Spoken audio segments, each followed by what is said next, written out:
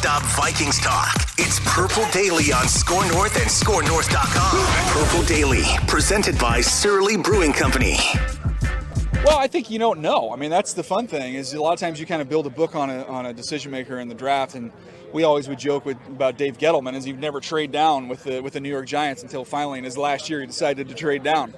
So there is no book on Kwesi, and we'll see how it goes over the next couple years, and you get a little bit better feel what his style is going to be. There are several needs on the Vikings roster at this point. What is one position you think they can get the most value from, maybe on day 2 and 3? Well, I think the edge rusher group's incredibly deep. So, that's a need for them to add some more pass rush, and I think you can find it in this draft. Football. Finally. Yes. Finally here.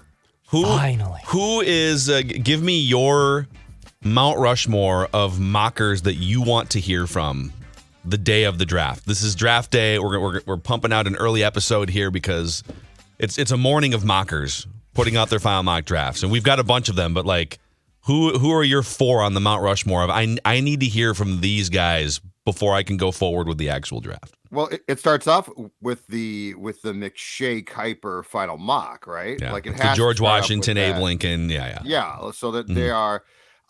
You know what? I'm gonna bring up a weird one, but I feel like he has made inroads, especially on a holy day like this, the drafting.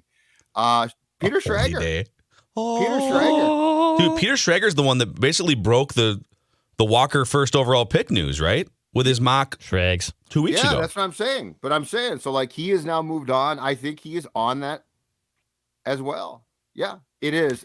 Mike Mayock used to be in this mix, and then he got an actual GM job. Yeah, and didn't do a good job. He should have stayed in the mix. That was really a key thing. He'll get back in the mix. But you know what? This is, make no mistake, in football terms, a holy day. This is a holy Football. Like if there are football, not to be sacrilegious here, but if there are holy days of football, Super Bowl, holy day. Yes. It has to be. Draft day has to be. Schedule release day for me is definitely a day of practice. Yeah. And then week 1. Week 1. And you know what else? First day, free agency. Oh, definitely. But it's sort of confusing. First day of the tampering or first day of the signing? That's what I was going to say. I struggle it's a week of it's a holy week in the NFL. He has risen. He being a right guard that your team needs. Yeah. Finally you got him. So yes. Anyway, let's hear from him. And Daniel Jeremiah, you heard from him at the top of the show. But all right, this is Purple Daily Vikings entertainment. We just want the Vikings to win a Super Bowl before we die. It's pretty straightforward on this show. And the show is presented in part by our friends at TCL, one of the world's best-selling consumer electronics brands. They have a new lineup of award-winning TVs delivering the most entertainment with stunning resolution, all at an affordable cost. Enjoy more of the things you love with TCL. All right, we have a mountain of mock drafts to plow through here. I want a mock! Right. Mock! So we have, should we start with The Godfather? Mel Kiper? Yes. Oh, I think that's very appropriate. Mm-hmm. All right. We've got Mel Kiper's final mock. This is, I think, a 5.0. They don't put that on here, but I think it's the 5th mock draft that he's done. I've seen a couple. I've not seen who he has the Vikings picking yet. Have you guys seen this yet? Kiper. No, I think I saw McShay's. Okay. So this is... Seifert tweeted who the Vikings pick, so I did see this. Okay. So Kiper's got Seifert doing his promoting for him now. Yeah. I mean, come on. All right. Jacksonville Jaguars select Trayvon Walker, number 1 overall. Mm-hmm. Lions select Aiden Hutchinson. Ike Ekwonu to the Texans. I feel like no one knows what the Texans are going to do. I've seen Kayvon Thibodeau. You said that yesterday. I said they're the swing team. The Texans don't know. They're like, oh, it's draft day? Oh crap. Man. Call the scouts. Hey, Larry, what are we doing? The Jets taking Sauce Gardner at 4. Yep. The Giants taking Charles Cross, the Mississippi State offensive tackle, at 5. Evan Neal, Bama offensive tackle, the Panthers. Jermaine Johnson, edge rusher to the Giants. Mm-hmm. Garrett Wilson, first receiver off the board, according to Godfather Mock, to the Falcons. Derek Stingley Jr. to the Seahawks. wide receiver run here, sort of, with now Drake London coming off the board to the Jets and Chris Olave to the Commanders. So Okay. a receiver run leading up to the Vikings at 12. Okay. Wow. Yeah, this makes sense. Wow. Uh-huh. That we've seen this happen once in another mock. Kayvon Thibodeau falling to the Vikings at 12. I want a mock. This is a bit of a slide for Kayvon Thibodeau, my preseason number 1 prospect, but he'd land in a great situation in Minnesota. He wouldn't have a ton of early pressure on him. He could play on the other side of Daniil Hunter, and they could meet at the quarterback. What would you guys think? And then Kyle Hamilton goes 1 pick later to the Texans. Where is Jamison Williams? 15 to the Eagles. So he has no quarterbacks in the top 15. Yeah, he's not The first high. quarterback he has is Pickett to the Saints and then Malik Willis to the Steelers, 1920. Yeah, and here's my problem with how Kiper is handling the quarterback position. It feels like he's doing it like there's going to be common sense. Like, I'm sorry, I cannot accept the fact that both of those quarterbacks are going to fall that far. Like, one of them might fall, but both of them, I struggle with that. And look, in a perfect world of common sense, he might be exactly right. But these are quarterbacks. And Willis's skill set is such that there is going to be some team that's either currently there or that's going to try and go up to be there to say, hold on a second. If we get this kid's talent, right? Like, I mean, my thing about drafts, and especially when it comes to quarterbacks, is based on precedent and what has come before. And somebody is going to say this entire league, guys, allowed Lamar Jackson to basically fall to the second round. Yeah. Like, he was at the end of the first round. And this guy turned into an MVP who is certainly a very good player. Are we going to allow that to repeat itself? Now, that might be a flawed way of thinking, but it's how this league works. I firmly believe that if there is a run early tonight on the receiver spot, it is based largely on this. This entire league allowed Justin Jefferson to fall into the 20s. Like, are you really going to just be like, oh yeah, it happened again? And so that's why I think that what we have here often on this day, this glorious day, this holy day of football, is a situation where it only takes one team to say, we're not going to allow what we consider to be a massive mistake to take place again. Thibodeau is an interesting one because of this, and this is where it gets dicey. And I don't know if this is misinformation put out, which is genius, or if it's true. The book on him, or what's been floated, is unbelievable skill set, unbelievable player, very interested in promoting his brand. Does he love the sport? Now, if that's a misdirection play, kudos, because someone's going to get a steal here. If that's accurate, that obviously scares me. But I have no idea. I don't know what to think Listen, about this dude was on track 6 months ago to be the number 1 overall pick. Mel Kiper before the season even said he was my number 1 overall prospect. So if he falls to 12, you just have to take him and sort of cross your fingers that if there's any red flags or issues with his love for football, that you can just figure it out, or maybe it's BS. Remember when the Timberwolves drafted Anthony Edwards? That was the book. Oh, I don't know.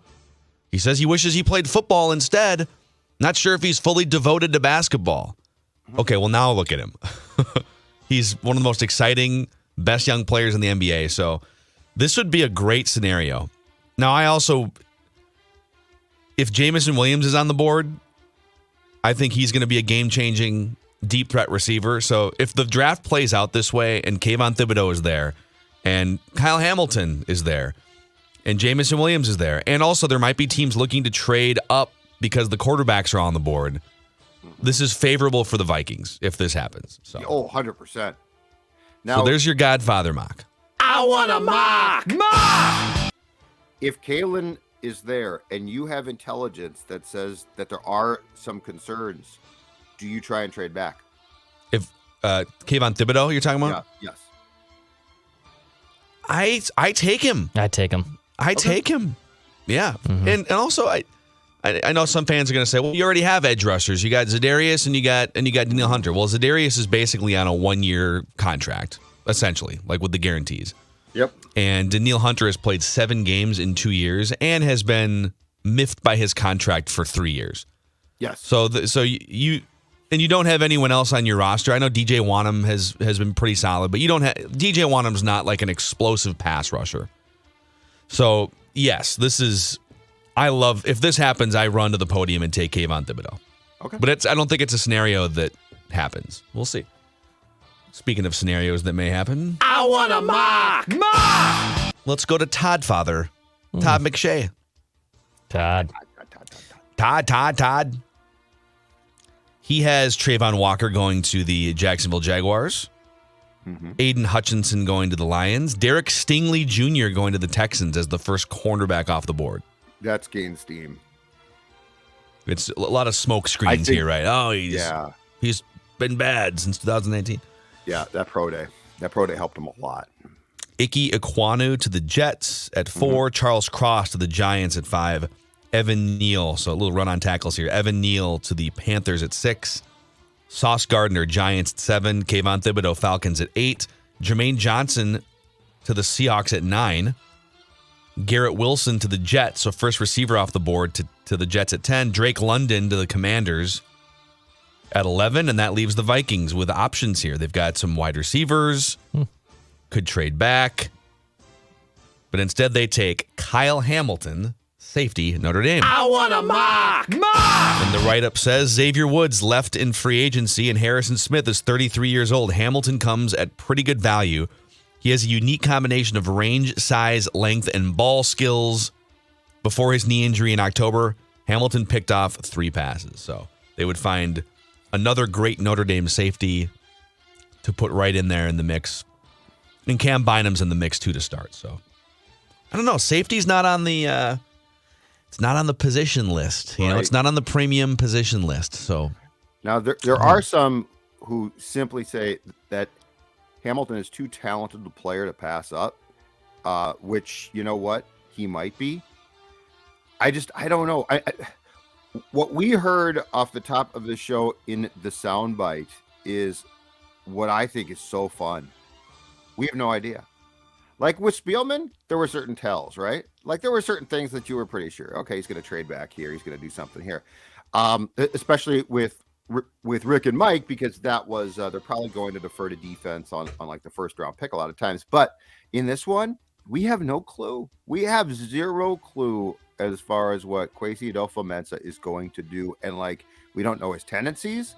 We don't know a thing about how he's going to approach this. And like you just said, Phil, if Kyle Hamilton is there, does he say, screw it, this kid's too good to pass up? Or does he say he's really, really good, but he doesn't play a position at which we're going to put a first-round premium on, at least right now? Yeah. And we don't know. We won't know until tonight. But I love it. And for the audience that may have missed the episode earlier this week where we talked about this, the Cleveland Browns, which is really where Kwesi was with the 49ers for a while, but really his high-level management experience comes with the Browns, and his time with the Browns vaulted him into a general manager position with the Vikings. And the Browns hired Paul DePodesta back in 2016, an analytical baseball front office guy. And everyone looked at him like, what the Browns? Just hire a competent football guy, right? Well, Paul DePodesta put in place a more analytically structured way of thinking for that front office. And he just signed a new 5-year extension. He's going to be there for another 5 years after the 6 years he's been there. And since he arrived, the Browns' first pick in the draft has been either a corner, an edge, an offensive tackle, a quarterback, or a wide receiver, which are basically the 5 most premium positions in the NFL today. So if Kwesi comes from that line of thinking, which is these are the 5 premium positions, and these are the positions we need to target with our most valuable draft assets, then they would not be taking a safety with the 12th overall pick. Right. But maybe they could justify he's so good and he's such a transcendent player, and it's such a need for us going forward because of Harrison Smith's age. So we'll see. There's more where this came from. I want a mock! Because we have a Peter Schrager 3.0 final mock as well this morning. in the hours leading up to the draft. Let's fly through this one. So he's got Trayvon Walker, number 1 to the Jags, Aiden Hutchinson to the Lions, Ike Ekwonu to the Texans, and this is not what he thinks is going. He's reporting this essentially based on information he's gathered. So he's not going to be right on all these, but he's not doing what I think they should do. Here's what I'm hearing might happen. Sauce Gardner to the Jets, Charles Cross to the Giants, Evan Neal to the Panthers, Derek Stingley to the Giants, Kayvon Thibodeau Falcons, Jermaine Johnson Seahawks, Garrett Wilson Jets, Drake London Commanders, Kyle Hamilton to the Vikings. I want a mock! Minnesota has needs throughout the defensive backfield. Hamilton can make an immediate impact day one, learning from Harrison Smith. Whew. So he's hearing steam on Kyle Hamilton to Minnesota. Yeah, these are two of the most prominent mockers in the world. Okay? So not just the United States. No, in the world. In the world. In the world. We're Peter Schrager. So you got McShay and you got Schrags predicting a tumble down the board for Kyle Hamilton. Kyle Hamilton at one point was being mocked second to the Lions. Remember those days? Back in February? Yeah, because I fought those too. Yeah, I didn't like that. So, okay, let's think this out a little bit. So if they did this, now the one thing that I will say is a safety is not as safety as we used to know a safety. Like, you can do different things. You can deploy them differently now. Defenses are multiple. It's the NBA in some ways. So the thing Football. is, like, I think to a certain point, Harrison Smith is the tip of the iceberg. He comes down, he applies pressure, he shows blitz, he drops back. But more importantly, I guess here's a question. Could Hamilton be deployed in such a way that you take the next step? And I feel like we're seeing this a little bit more because I think the safety and linebacker position are becoming more interchangeable. If you're going to play a 3-4 base, could you deploy Hamilton as a safety / linebacker at times to up the ante on what Smith has clearly done very well? Would there be other ways to deploy him? Could you deploy him in the nickel as the slot at times? Like, and by the way, I am thinking out loud here. Like, I am trying to. You're just spitballing. You're just spitballing, right? But I'm not saying this is what you should do. So I don't want a bunch of notes back saying he can't do that. You're just looking at the chess pieces. That's all you're doing. Chess pieces. I'm looking at them. I'm thinking of the ways that they would justify that being the 12th pick and being extremely comfortable with that as the 12th pick. Yeah. I also love this happens every year too, where it's like, well, because this player played at this school, Patrick Peterson went to LSU and Stingley went to LSU. I think the Stingley thing is more about the coach from LSU that's with the Vikings now, right? But it's like, Harrison Smith went to Notre Dame, and so Kyle Hamilton could be mentored by the Notre Dame guy. Well, Harrison Smith could mentor anyone. Right. I know yeah. Good point. They could have gone to Utah, and Harrison Smith's like, nope. Sorry, I only mentor Notre Dame players. You must be Irish Catholic, or I will not make eye contact with you. You won't work with them. Screw him, Southern Cal. No. We have another one. I want a mock. We have one more. This might be the Mount Rushmore here. We got Godfather, Toddfather, Schrags, and we have a Daniel Jeremiah 4.0 here. I love Jeremiah. These are the 4 heaviest hitters in mock drafting right now, I think. And we'll get to Daniel Jeremiah's in a second, but let's tell you real quick. If you're still on the fence about where you're going to consume the draft and mainline the draft tonight, we are going to be mainlining it at Surly Brewing Company, and we'd love to see you guys. What time do the doors open, Judd? The doors open at 3:00. We start at 6. We will be there more towards 3, though, because we want to meet you. We want to talk football. We want to sit down with you over a huge helping of Surly and football mashed potatoes and gravy and Football. turkey and just consume football talk. So yes, we start at 6, but doors open at 3. And because the people at Surly are so forward thinking, they're so smart. You know what they said? They said it's not just enough for Score North and us to combine on an event. But what we need to do is pull our end of the bargain by coming up with a beer specially for tonight. That's right, one night only, and that night is finally here. A holy day of sports, a holy day of drafting. Before I Die ale, pale ale, will be served tonight on tap. So as we consume football and the draft and break it down, you can be sipping on a Before I Die in honor of the fact that if this draft goes well, it could be the first step in Kwesi Adolfo-Mensah and Kevin O'Connell, Phil Mackey, taking this team to a Super Bowl. So before we die, we can all see a championship. And you know, next season is going to be here fairly soon.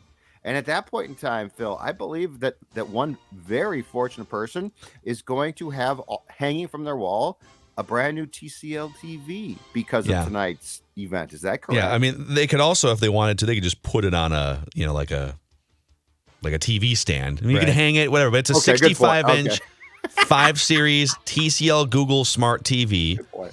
And so someone's going to win that tonight. We're also asking people to bring canned food items to support via the food group those who need food the most across Minnesota. So it's going to be a great time tonight. We'd love to meet, like Judd said, as many of you as possible. Also a shout out Football.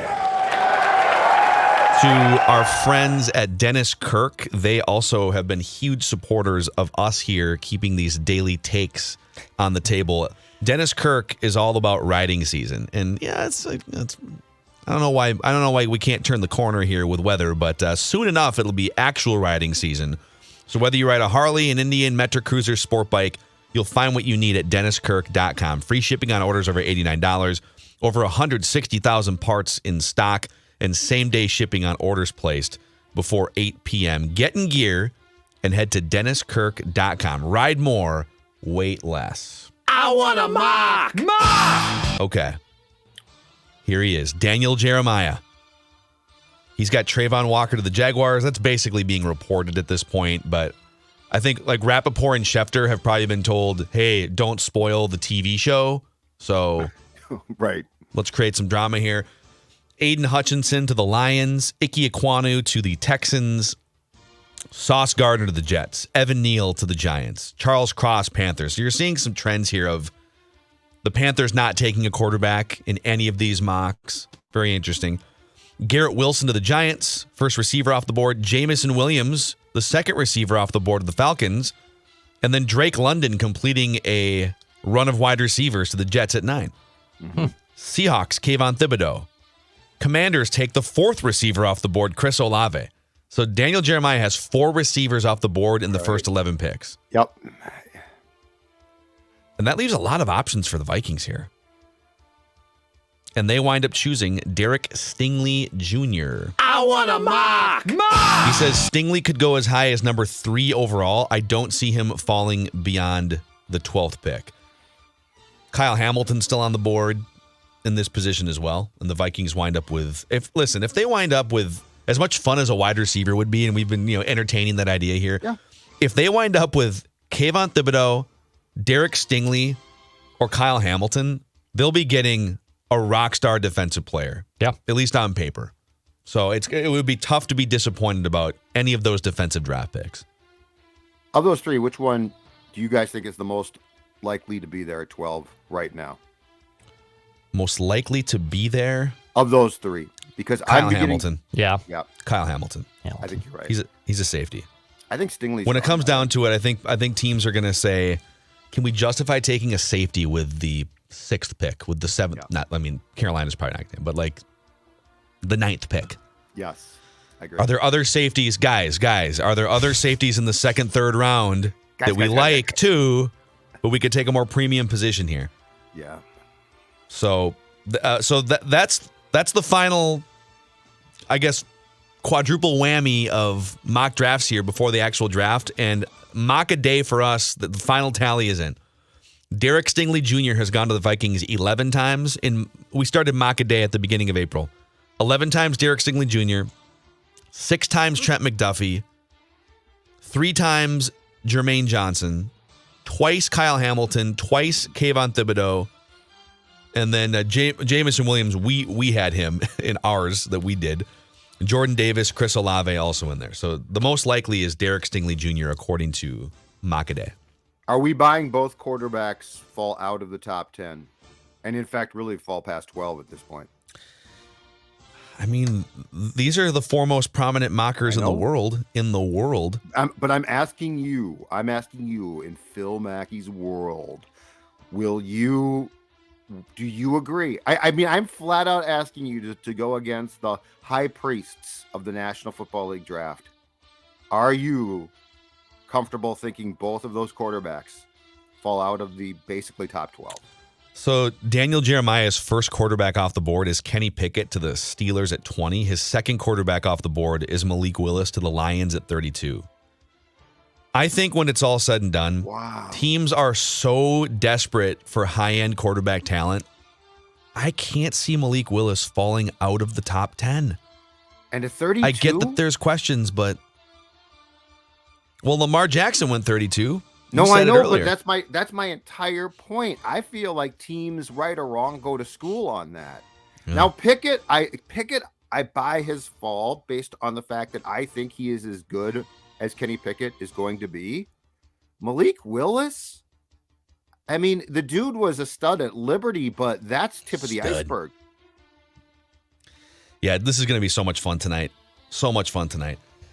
The show's not over because I do have for you guys football. Find the button. Hold on. I gotta pull out the notebook.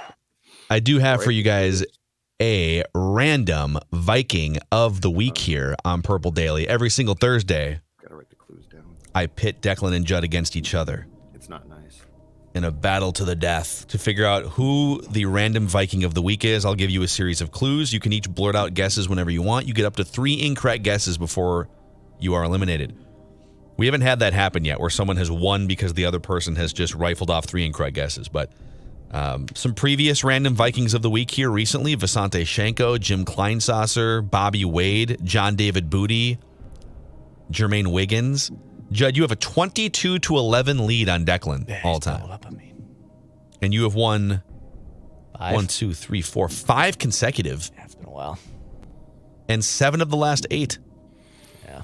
Prior to that, Declan was on a 4-game win streak. Heater. He was on one, and now I'm on one. It's a heater, Phil. Yes, it I is. love that word. Great word. The first clue here. This random Viking of the week originally hails from Hammond, Louisiana. Hold on. This random Viking of the week is a Super Bowl champion. Obviously not with the Vikings. I was gonna say that's a clue and a half. This random Viking of the week was a 4th-round draft pick.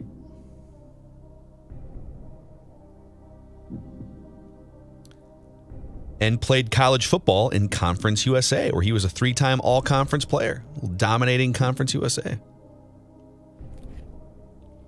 This random Viking of the week was a double major in finance and accounting in college.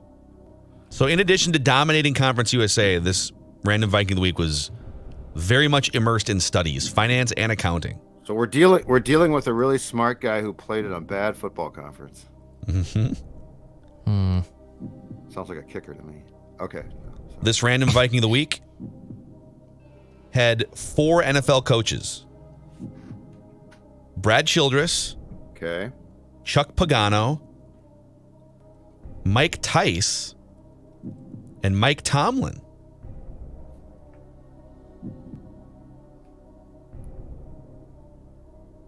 Pagano? Clear the mechanism. Clear the mechanism.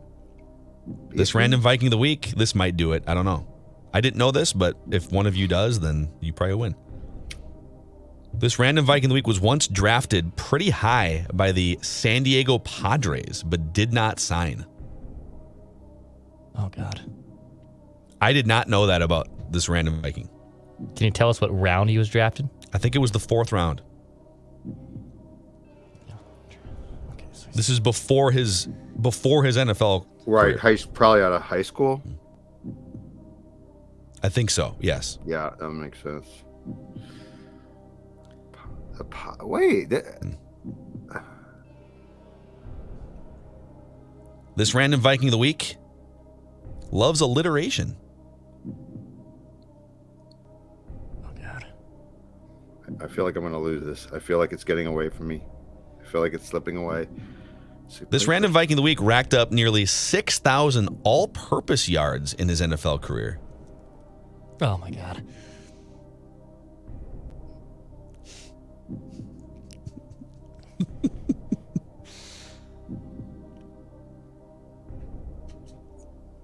This random Viking of the week played playoff games for all 3 teams that he played for. Vikings, Steelers, Colts. I'm going to take a guess. I think it's wrong, but I'm going to take a guess. Moeldy Moore? Ah.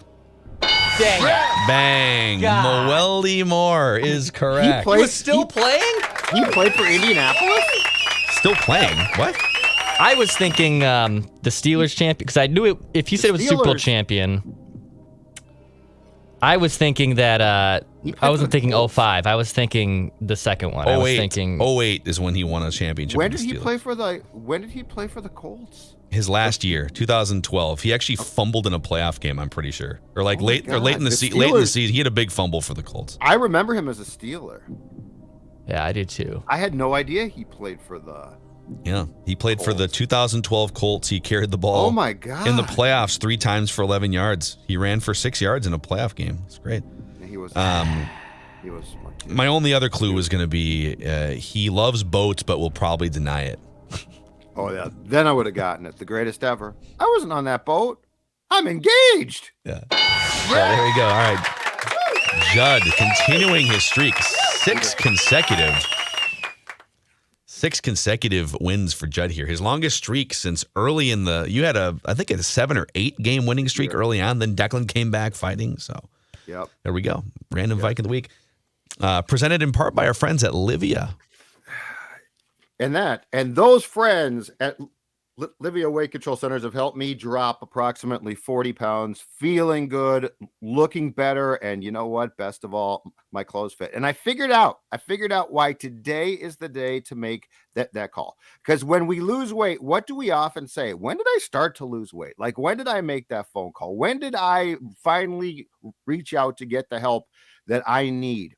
Well, it's draft day, right? So, like, if you make that call today, you won't forget. You can say, hey, it was draft day, and I made that call, and that call goes to 855-GO-LIVEA, LIVEA, Livia.com. Receive one-on-one personalized and guided support online or in person from their team of experts. Start to drop the weight today, and then, like I'm doing right now, and this is the best part, maintain the weight loss. We've all lost weight. The problem is we gain that weight back. So make that call, 855-GO-LIVIA today, Livia.com. It will change your life for the better.